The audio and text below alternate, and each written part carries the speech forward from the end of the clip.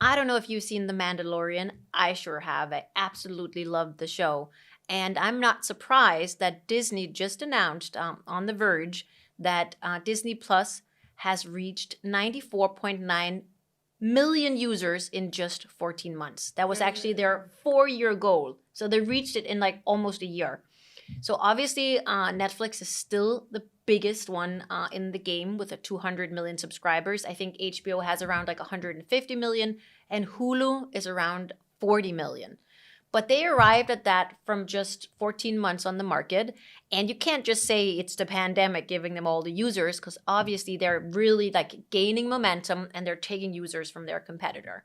So, what's behind their success? I think definitely one of them is the curation of content. The Mandalorian season 1 and 2 was a huge success.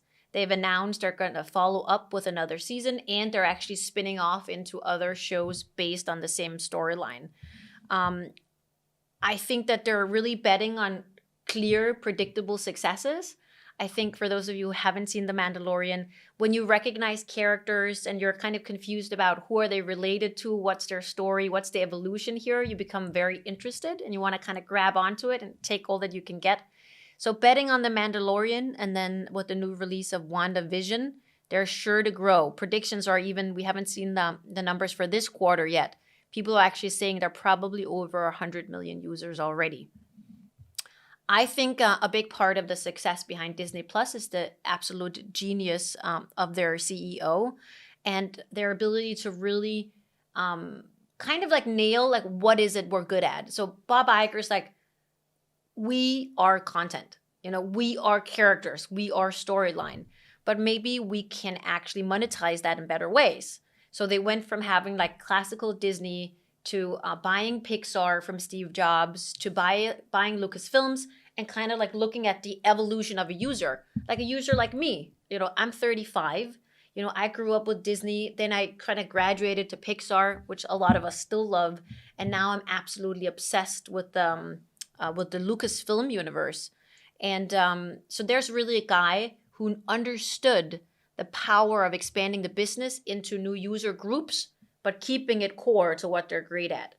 I think another thing he's done really well that we also see companies like Pinkfong do is thinking about, here I have a character, and that character is great for film, but that character can also be a doll. It could also be an experience. It could also be a universe.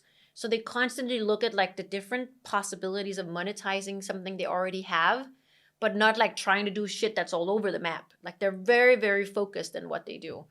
And then obviously I think all of us that consume streaming content, we care about how we receive it.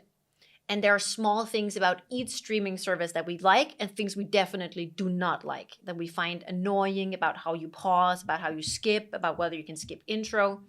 And I think for me, Disney Plus, with their curation of their universes, so that at the top of the screen, you can kind of deep dive into a specific universe, that's something that gets me very excited. It's super easy to navigate. And I think then finally, their ability for you to consume their content in a linear way according to when it was released is pretty epic. So for example, like some weeks ago, I decided to deep dive back into the whole Star Wars universe. And the thing is, like, if you take one of the more recent ones, you miss some of the backstory. So I actually went back to basics and watched the whole thing over a weekend. And then I really got into it, and it was really easy for me to understand what to pick at what time. So I thought that was just very, very brilliant, and that it comes at a very timely, time in history for them to go out and compete against the giants. So huge congratulations to Disney, and good luck on setting some new goals, because clearly you were not ambitious enough in the goals that you already have. Yeah, we're looking forward to more Marvel shows. I know that they're doing more Marvel content. Again, I think it's another brilliant example of how they have sort of branched out from some of the more traditional Captain America and Iron Man to shows like Agents of S.H.I.E.L.D. and how they're all interconnected and that universe is growing.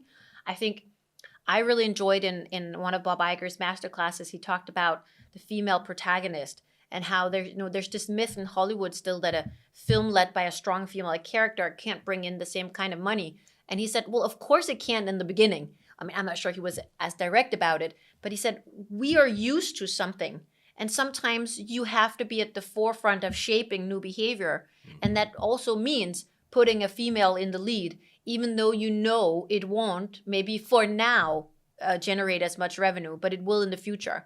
And I also think that a lot of what Disney Plus has done really well, from a diversity perspective, is to look more at characters, of all different ethnic backgrounds and ages and genders. And I know from a trusted source, that they're also doing more and more shows where, for example, it's an all-female crew that are filming it. So they really are pushing the envelope for, but staying true to their respective universes at the same time. So job well done.